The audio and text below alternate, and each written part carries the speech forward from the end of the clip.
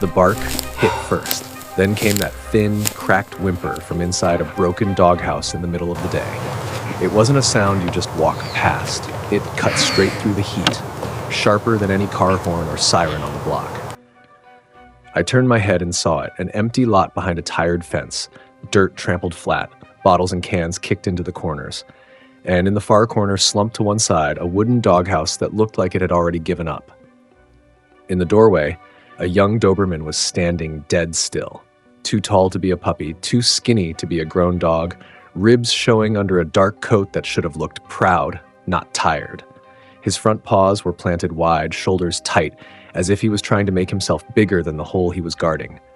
Behind his legs, in the strip of shadow, something moved. First I saw Paws, too big for the body they were attached to, tan against black, toes splayed in the dust. A black and tan German Shepherd puppy, barely old enough to stand without wobbling, was pressed low to the ground with one ear up and one ear still not sure about this world. Pressed into his side was a little yellow shape, rounder, softer. A Labrador puppy with a wide open face and eyes that should have been chasing butterflies, not watching the street. Every time the yellow one tried to poke her nose past the Doberman's leg, she slipped back again, like the shadow pulled her in. They were thin, no doubt, hips a bit sharp, bellies not quite full, but they weren't empty. You could see it in the way their bodies leaned into each other, the quick flick of a tail, the tiny bump of a nose against a shoulder, as if saying, "Stay with me. Stay right here." The Doberman saw me and shut off his bark like a switch. No lunge, no growl, no teeth. Just that heavy, locked-on stare, dark eyes steady, head slightly lowered but not in fear. He shifted his weight by an inch, enough to cover more of the doorway, and I realized he wasn't just standing there. He was choosing to be the wall. I didn't call to them, didn't whistle, didn't make kissy sounds, didn't pat my leg like they owed me something. I just stood there in the dust and heat, and he stood there in that doorway, and the puppies hid in the shape of his shadow like it was the safest place left on earth. People like to talk about instinct, about how older dogs protect the young. But it hits different when you see a half-grown stray decide that whatever walks down this street is going to hit him first and never touch the small ones behind him. After a while, my skin started to burn in the sun, and the noise of the day came back in around us. I forced myself to turn away and walk down the sidewalk like I had somewhere important to be. But with every step I took, I could still feel that Doberman's eyes between my shoulders, holding on, like he was waiting to see if I was just another shadow passing by or something that might come back. On the second day, they were exactly where I'd left them, like the street had drawn a circle around that broken doghouse and warned everything else to stay out. I came back in daylight with a cheap metal bowl, a plastic jug of water, and dry food in a bag that rattled louder than I wanted it to. I didn't walk straight up to them. I stopped short of the lot, knelt down on the cracked sidewalk, and poured the food out where the wind could carry the smell, but my hands didn't cross their line. The big Doberman noticed first. His head snapped up, ears cutting the air, eyes locked on the bowl before they slid over to me. He didn't rush it. He didn't even step forward. He just shifted his weight and glanced back into the doorway, like he was checking in with the two little shadows pressed behind his legs. The yellow puppy was the first to move. She wriggled past his front leg in one quick burst, paws slipping in the dust, that soft little body pulling toward the smell before her brain could catch up. The black and tan German Shepherd puppy didn't follow right away. He hovered right at the edge of the shadow, chest halfway out, back feet still planted inside the house, eyes flicking between the bowl, the big dog, and me. The Doberman stepped sideways just enough to put his body between them and the street. He didn't block the food. He just stood there, long legs a fence, head turned so he could watch both the pups and the world at the same time. The yellow one reached the bowl, grabbed too big a mouthful, then jumped back and chewed fast, glancing up at him like a kid checking a parent's face. Only when nothing bad happened did she creep in again. The little shepherd finally eased out of the doorway. He took his time, every paw placed like the ground might move under him. He came up on the far side of the bowl, not opposite me, opposite the Doberman, close enough that he could touch that bigger leg if he needed to. He lowered his nose, sniffed the food for a long beat, then took one careful bite and stepped back to chew. I stayed where I was, hands loose on my knees, not calling, not clapping, not asking for anything. I just watched their rhythm settle into a pattern right there in the dirt. First, the yellow pup took a few bites, then the shepherd pup slid in for his turn, and only after they'd both backed off did the big dog finally lower his own head to eat. That order matters more than most people think. Dogs learn about the world in lines like that. Who waits? Who goes first? Who keeps the peace? A dog like him, holding back for the little ones, teaches rescued puppies that they don't have to fight for every mouthful to survive. When the food was gone and the bowl was just metal and smell, the whole thing ran in reverse. The pup slipped back to the doorway, brushing against his legs on the way. He stayed outside a few seconds longer, scanning the street, making sure nothing new had moved, before turning to follow them in. I started to stand up, brushing dust off my hands, ready to walk away and pretend it was enough for one day. That's when he did something I didn't expect. The Doberman took one slow step toward me. Not toward the empty bowl, not toward the smell of food. Toward me. He held my eyes for a long heartbeat, then turned without a sound and disappeared back into the dark of that crooked doorway. You don't really see a dog until you give them a name. By the third day and then the fourth, I already knew who was who, by the way they moved. I could tell the big dog was awake before I even saw him, just from the way the lot went quiet. I could tell which puppy hit the food first by the sound of paws in the dirt. The Doberman always stepped into the doorway first. He filled it with bone and muscle, blocking the light just enough that nothing could see past him without his say-so. In my head, I started calling him Knox, like a lock on a door, the last thing you get through before whatever you're trying to reach. The black and tan German Shepherd puppy never walked in a straight line. He followed the big dog in little half circles, drifting out, drifting back, checking the bowl, checking the street, checking the shadow. Every time Knox shifted, he shifted too. Like a little planet tracking its sun, so I called him Orbit. The yellow Labrador puppy was different. She bounced instead of walked, tail already moving before her paws did, like her body was trying to keep up with her own happiness. Her coat had that soft, warm color that looks like late afternoon, so she became Maple in my head before I even realized I'd named her. Most street dogs don't get names, they're just shapes people step around. But names aren't about being cute. For dogs, a name is a sound tied to one thing. Is this voice safe, and does it stay the same every time it shows up? That afternoon, I set the food down and stayed a little closer than before, still outside their circle. The big dog looked at me, calm but ready, and I heard myself say it out loud for the first time. "Easy, guys," I told them quietly. "I'm Warren." They didn't care about the word. They cared about the space between us, the way my hands stayed low and still, like the way my voice didn't jump or crack. Knox watched my shoulders. Orbit watched Knox. Maple watched my face. A few days later, they knew my footsteps before I even reached the fence. Knox's head would already be up, eyes on the street. Maple would let out this tiny, shaky whine from inside the doghouse. Orbit would slide into view last, one paw out, then two, blinking against the light. That was the day Maple did something new. There was no food in my hand, no bowl on the ground yet. She stepped out from behind Knox, walked 3 small steps toward me, and just stood there, nose working the air around my knee, like she was learning the shape of my life before she decided what to do with it. The first rain hit that broken doghouse harder than it hit me. Clouds rolled in fast that afternoon, chopping the light into dull gray, and by the time I reached the lot, the first drops were already needling the dust. The old roof on that doghouse never had a chance. Water slid down the warped boards, found the gaps, and started dripping straight into the only dry space those 3 had. Knox was already working the problem. He'd turned himself sideways across the doorway, ribs pressed against one frame, hips against the other, long body forming a kind of living door. His head stayed out, eyes on the street, but his back and shoulders took the brunt of the rain, so Orbit and Maple could curl tight in the slice of dry behind him. I'd grabbed a folded piece of tarp from my place when I saw the weather turning. Nothing fancy, just a sheet of blue plastic that still smelled like dust and garage. I didn't walk it straight to the doghouse. I came up along the fence, kept my shoulders small, and laid the tarp out like a second roof that leaned from the fence toward their doorway, leaving a little tunnel of shade and shelter between. Knox watched every inch of it. His ears tilted with each movement, but he didn't growl. He just tracked my hands, my feet, the new line of the tarp, making sure nothing crossed into that invisible circle around his rescued little family. Maple was the first to test it. Of course she was.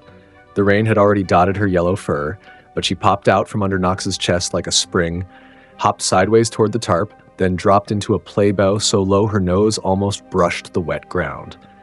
Tail going, front legs stretched, she invited that strange, flapping thing to be part of her game instead of her fear. Orbit crept after her, staying so close to Knox that his back brushed against the Doberman's front leg with every step.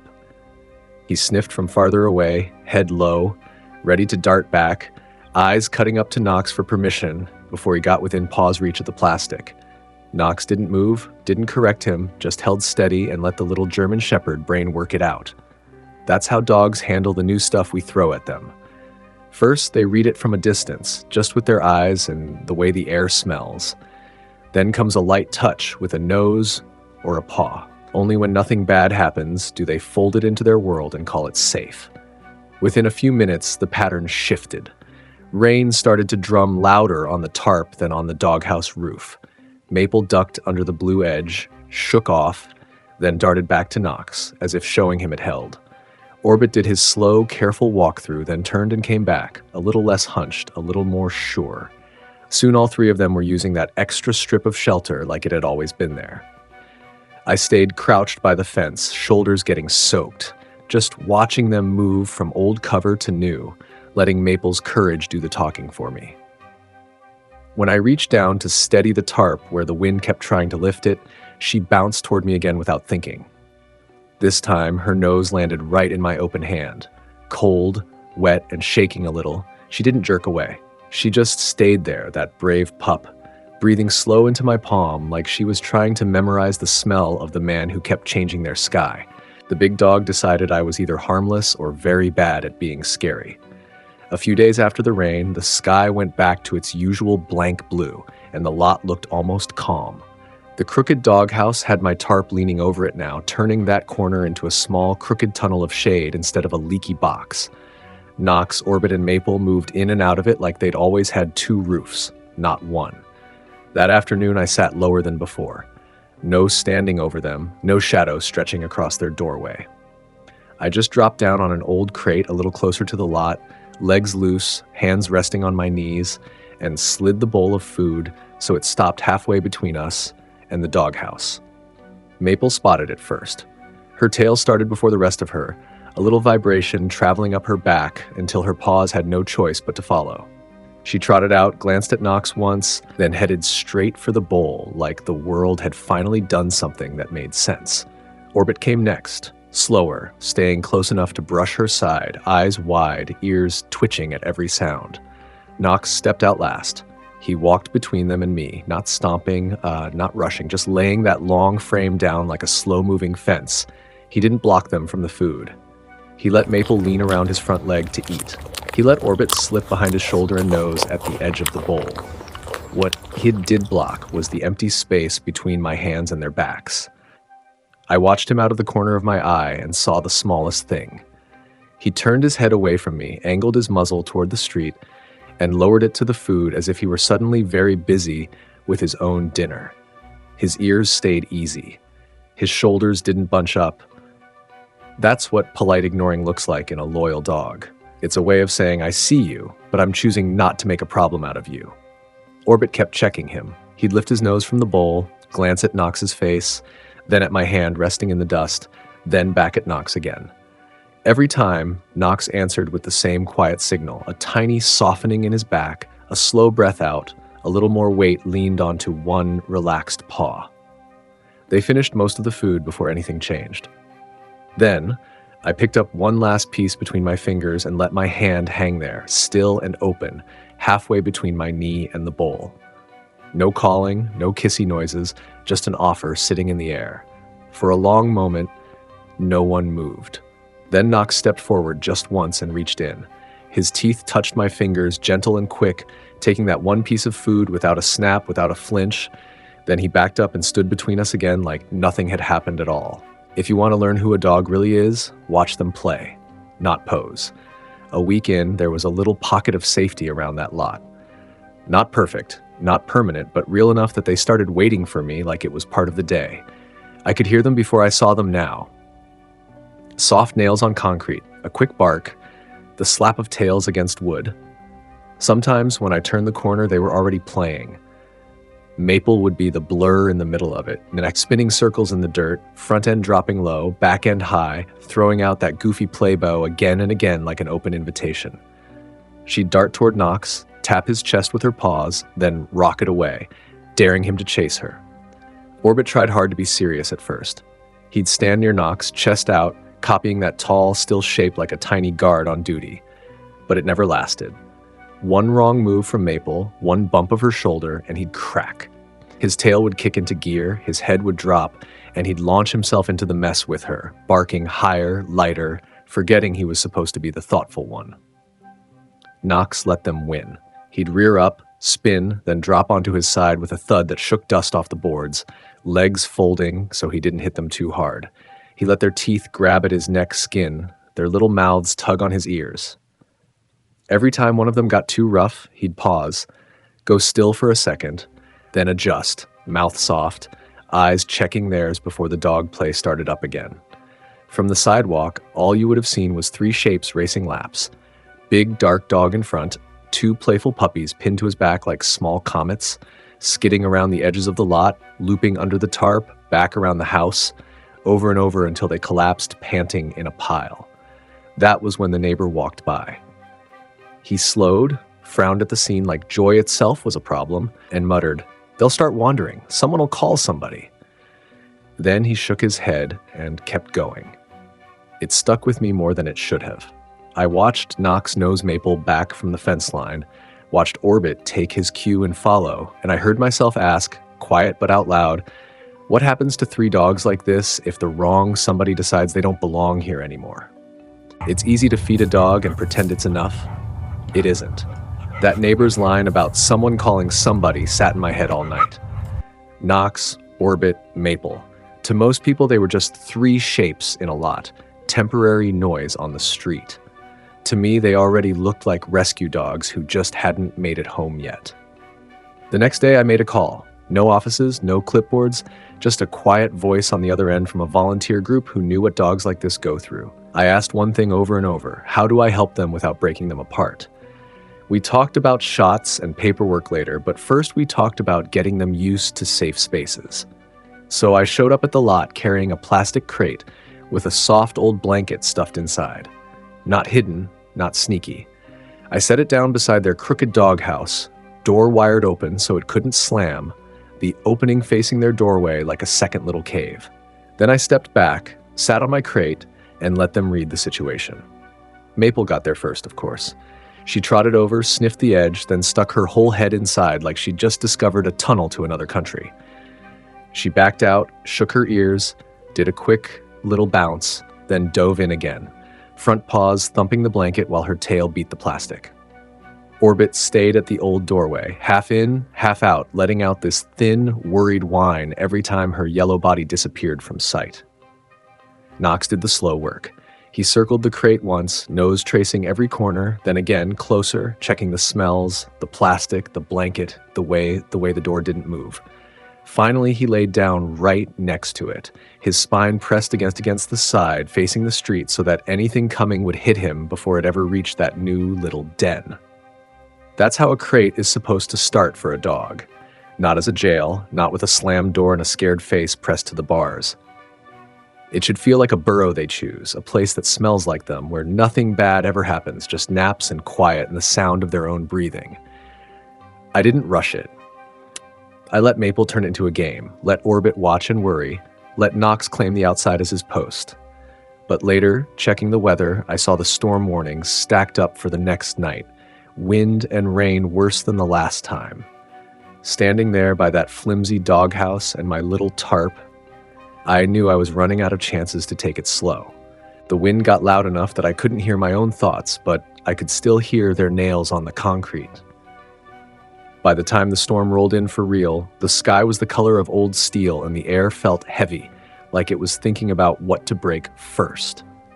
Rain came sideways, hard enough to bend the weeds in the lot, and that old tarp snapped and slapped against the fence like it was trying to fly away.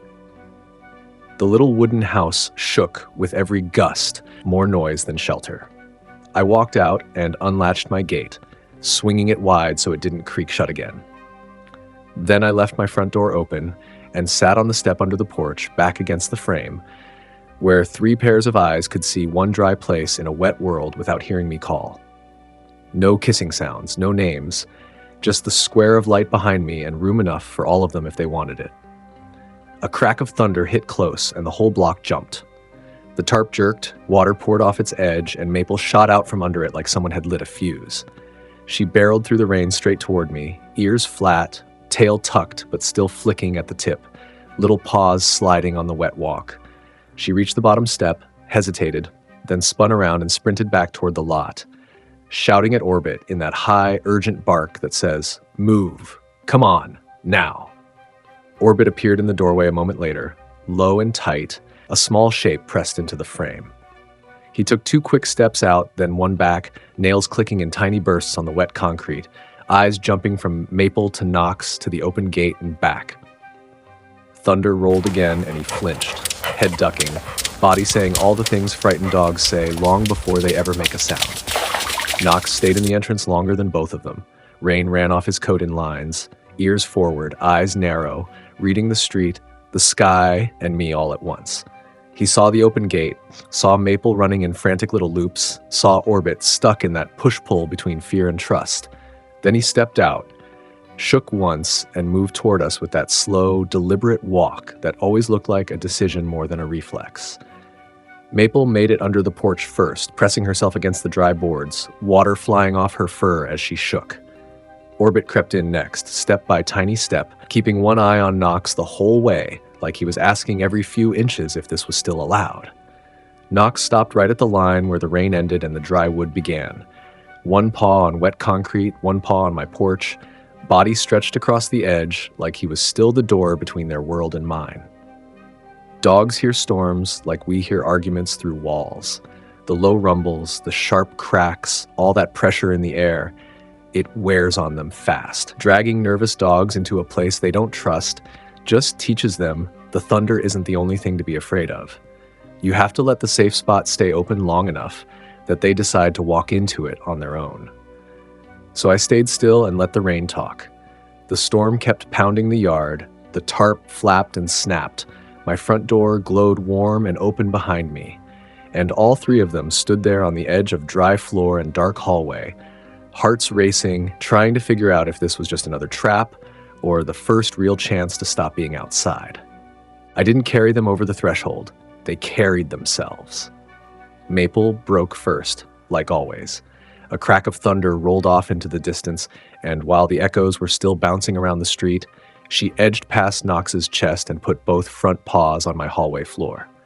She lowered her head, sniffed the wood, sniffed the wall, sniffed my boot, then took 2 more careful steps inside and turned in a small circle, checking every angle before she stopped. Orbit stretched his neck forward without moving his feet, nose working the warm air from the house like it was some new kind of weather. Then he slid up beside her, 1 paw onto the dry floor, the other 3 still planted on the porch. For a second, that German Shepherd puppy was split in half. 1 side in the life he knew, 1 side in something he couldn't name yet. Knox watched it all. He looked at me, sitting there on the step. He looked back at the rain hammering the yard. He looked at Maple's tail starting to tap against the baseboard and Orbit's whole body trembling on that line between in and out. Then he took 1 slow, solid step forward, shoulder brushing Orbit's side, and the rest of him followed like it had been decided days ago. I stood up only to move out of their way, then eased the door halfway in behind them. No slam, no sudden dark, just a little less storm, a little more quiet, giving them time to hear the difference. Inside, my place wasn't much. Just a floor, some blankets, a couple of bowls I'd set down earlier. They didn't care about furniture. They cared about corners and exits. Maple ran a quick patrol, nose along the baseboards, then flopped right onto the first soft thing she found. Orbit stayed wired tight longer, pacing a slow line that let him see the door, Knox, Maple, and me all at once before he finally sank down, front paws crossed, eyes still open. That's why it matters to let a dog choose to walk in on their own. If you drag them, the fear just moves with them. If they decide, the trust has their name on it. By the time the storm finally let go of the roof, all three had drifted off in a loose half circle on my floor. Knox stretched out closest to the door, Orbit curled where he could watch us both, and Maple folded in the middle like the little bright knot holding everything together. The stray dog rules didn't disappear inside my house. They just adapted. A few days turned into a couple of weeks and the patterns shifted, but they were still patterns. At feeding time, Knox would sit a few steps back from where the bowls went down, eyes steady, body loose, waiting until all three hit the floor before he even thought about moving. Maple bounced in place, paws dancing, whole body spelling out, hurry up, but she'd glance at him and stop herself right on the edge. Orbit watched everything. When I set the bowls down, he'd flick a quick look at Knox's face first. If Knox was sitting, he sat. If Knox stayed still, he stayed still. Only when that big dog shifted forward did the German Shepherd puppy ease in behind him, taking his turn without shoving his nose into anyone's dinner. We didn't use any fancy training tricks. No classes, no vests, no special gear. Just a small yard, a worn-out rug, and a few simple signals. I'd give a short whistle, open hand low by my leg, and Knox would be the first to check in, shoulder brushing my thigh. After a while, if I whistled, I'd get Knox and two shadows, Maple trotting in fast, Orbit sliding in slow, because if the leader answered, it had to be safe. People like to brag about well-trained dogs. What I was watching was something different. I was watching a teacher work. Knox didn't give speeches, he gave pauses. If Maple got too loud, too rough, he'd lay a gentle paw across her shoulders, step between her and the door, head turned just enough to say that's enough without ever baring a tooth. Orbit copied that, too. One afternoon, a car rolled past a little too slow and Maple charged toward the front, all noise and light paws. Before Knox even got up, Orbit moved sideways, sliding his body in front of hers, pushing her back with his chest, ears up but mouth soft, just like Knox used to do in that lot. Seeing that smart puppy run the same play his guardian once ran on him, I realized the job of keeping this little family safe wasn't resting on just one dog anymore. Somewhere along the way, I stopped checking if they'd leave. They stopped checking if I would. Time smoothed the sharp edges off all three of them. The ribs faded under new muscle, coats filled in and started to shine. Knox didn't stand like a locked gate anymore. He was still the tallest shape in the room, but his weight settled different now. Not ready to bolt, just ready to notice. Orbit quit hiding behind him. When someone came to the door, that German Shepherd puppy would trot up beside Knox instead of under him, chest out, ears forward, tail held in a quiet, steady line. He'd look at Knox once, then at the stranger, as if he was starting to make his own decisions about the world. Maple stayed Maple. She was still the first one to fling herself toward a new smell or a new voice. Like the universe might be handing out good things and she didn't want to miss her turn. The volunteer folks helped me with the boring parts. Paperwork, microchips, the kind of registration that means if anything ever happens, these happy rescue dogs have names and numbers that lead straight back home. There were suggestions about splitting them up to make things easier. We didn't take any of them.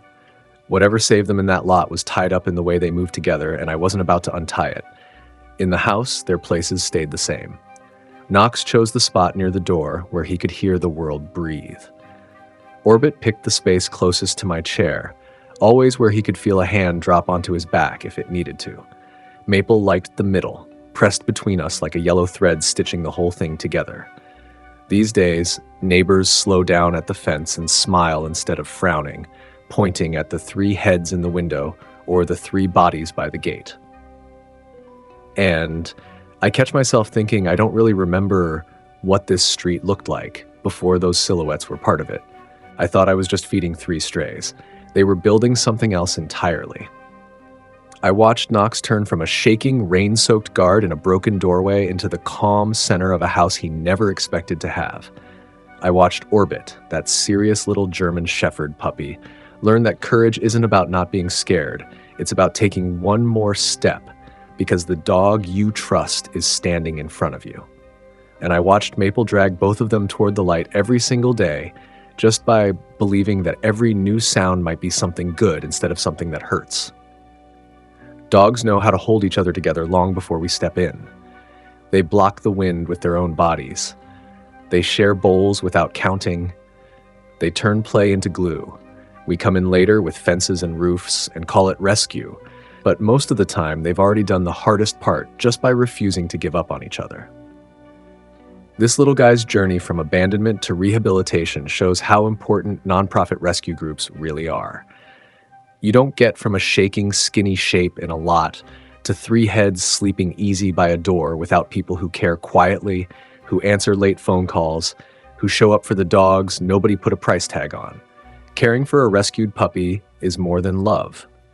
It's responsibility, it's pet care, it's vaccines and food and time and patience, and a promise you keep on the boring days, not just the dramatic ones. That's why dog rescue stories matter. The more faces like Knox, Orbit, and Maple you see, the harder it is to pretend the shapes on your own street are invisible. Maybe their copy is curled up behind a dumpster. Maybe it's 3 doors down from where you park every night. Sometimes all it takes is remembering one rescued puppy from a video before you decide not to walk past the next one in real life. So if their little family stirred something in you, don't let it stop when this story ends. Share it. Talk about it. Let it sit on someone else's screen long enough to make them look twice at the dogs on their block. Be their voice. Be their hope.